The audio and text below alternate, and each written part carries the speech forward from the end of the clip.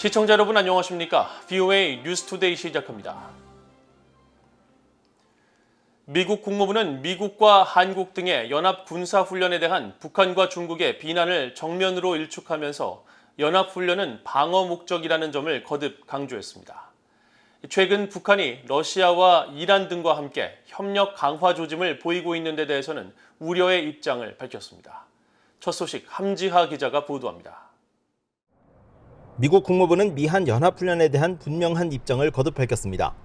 국무부 대변인실 관계자는 16일 북한 대외 선전 매체가 5년 만에 야외 실기동 훈련 등을 정상화한 미한 을지 프리덤 실드, 즉 을지 자유 방패 연합훈련을 비판하며 한반도 긴장 고조의 책임을 한국에 돌린 것과 관련한 BOA의 논평 요청에 연합훈련은 오랫동안 지속되고 정례적이며 순수한 방어적 훈련이란 입장을 다시 강조했습니다. 이 관계자는 특히 연합훈련은 미국과 한국 모두의 안보를 지탱한다면서 미국은 북한에 대한 적대적 의도를 갖고 있지 않으며 철통 같은 미한 동맹에 의거해 한국과 미국의 연합 방위 태세에 전념하고 있다고 밝혔습니다. 앞서 북한 대외 선전 매체인 여명은 월정사 법성이란 개인명의 글을 통해 16일 사전 연습인 위기 관리 연습을 시작한 미국과 한국의 을지 자유의 방패 훈련을 비난했습니다. 국무부는 또 미국과 한국, 일본의 북한 미사일 탐지 추적 훈련에 비판적 입장을 밝힌 중국 정부의 주장에도 같은 답변을 하며 해당 군사훈련이 방어적 성격을 띠고 있다는 점을 거듭 강조했습니다.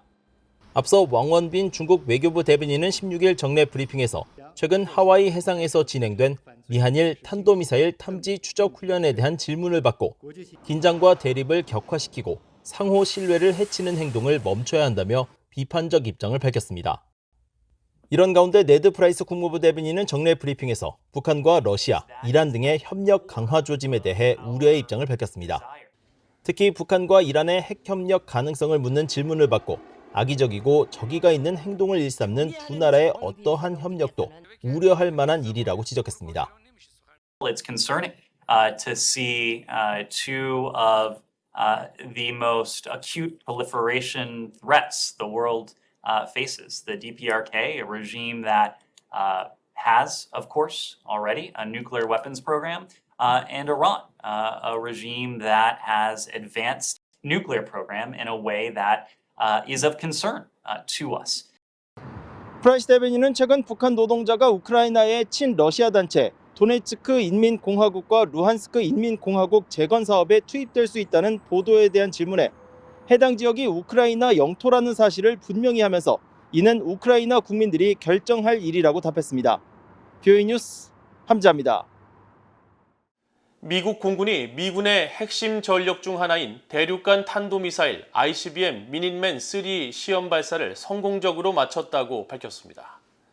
미국 공군 지구권 타격사령부는 현지 시각으로 16일 오전 12시 49분 캘리포니아 반덴버그 우주군 기지에서 시험용 재진입 운반체를 장착한 ICBM 미닛맨 3를 발사했으며 ICBM의 재진입 운반체는 태평양에 위치한 마셜 제도의 콰절런 환초까지 약 4,200마일을 이동했다고 밝혔습니다.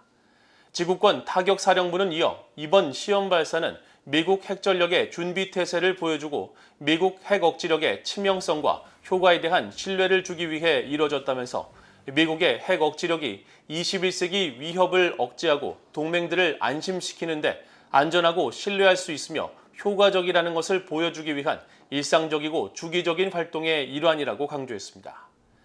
ICBM 미닛맨 3는 잠수함 발사 탄도미사일 SLBM이 탑재된 핵 잠수함과 B-52 폭격기와 함께 미국의 3대 핵전력으로 꼽히는 전략자산입니다.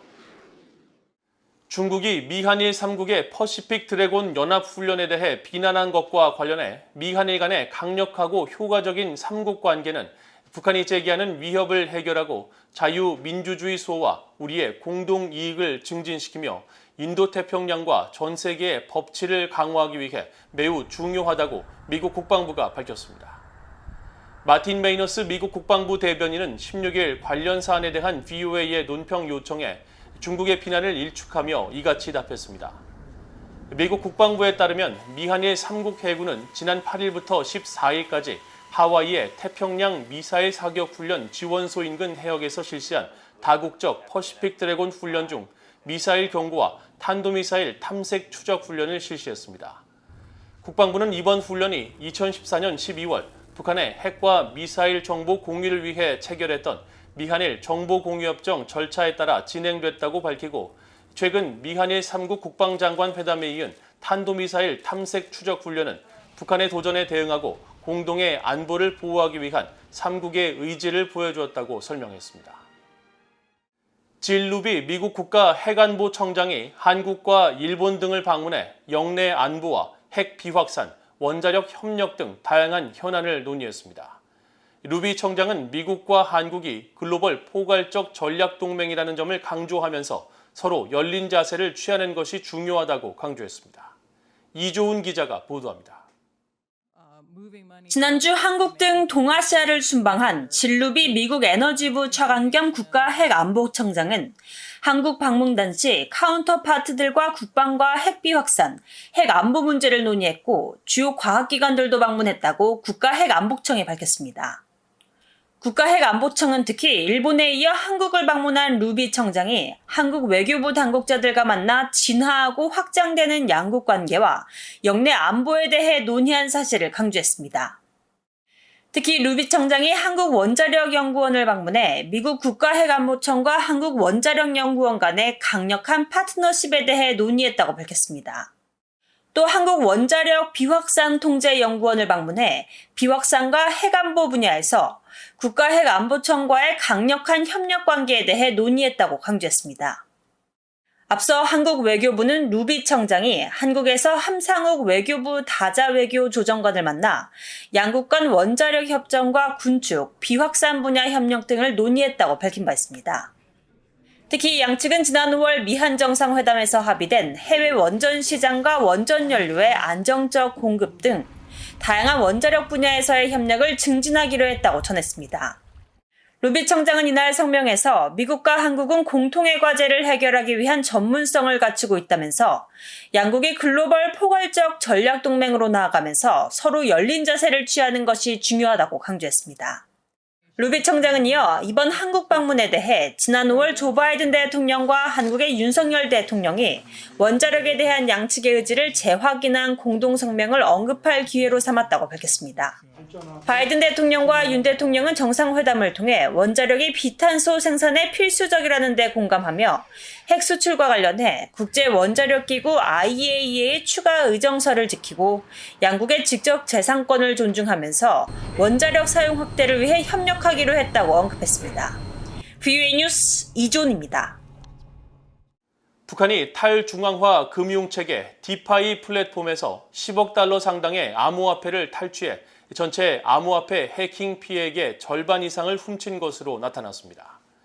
미국의 암호화폐 분석 회사인 체이널리시스는 16일 발표한 분석 보고서를 통해 탈중앙화 금융체계 디파이가 해킹 공격자들의 손쉬운 표적이 되면서 올해 상반기 암호화폐 전체 피해액이 19억 달러로 크게 늘었다고 밝혔습니다. 이런 수치는 지난해 같은 기간 12억 달러보다 58%가 급증한 것으로 보고서는 나자루스 등 북한 해킹 조직이 전체 피해액의 절반이 넘는 약 10억 달러의 암호화폐를 탈취한 것으로 추정된다고 밝혔습니다. 디파이는 탈중앙화 금융체계의 영어 약자로 은행이 중개자가 돼 서비스를 제공하는 기존 금융산업과 달리 암호화폐 블록체인을 이용해 거래소와 중개인 없이 금융거래가 가능해 통제와 규제로부터 자유로운 것으로 알려져 왔습니다. 보고서는 그러나 대부분 오픈소스 코드에 의존하는 디파이는 쉽게 범죄에 악용될 수 있어 북한 등 해킹 범죄 조직들의 표적이 되고 있다면서 암호화폐 해킹과 자금 세탁 분야의 가장 취약한 부분으로 부상하고 있다고 지적했습니다.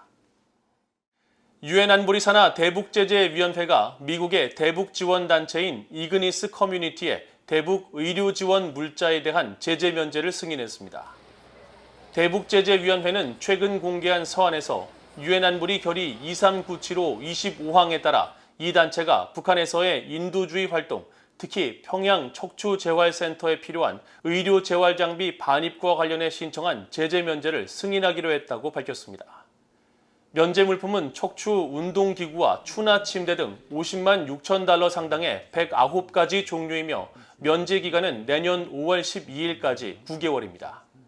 이 단체는 지난 2019년 9월에도 대북 지원을 위한 의료 재활 장비에 대한 제재 면제를 승인받아 이듬해 5월 북한 측에 일부 장부를 전달했지만 북한 당국의 계속된 국경 봉쇄로 실제 전달될지는 불투명합니다.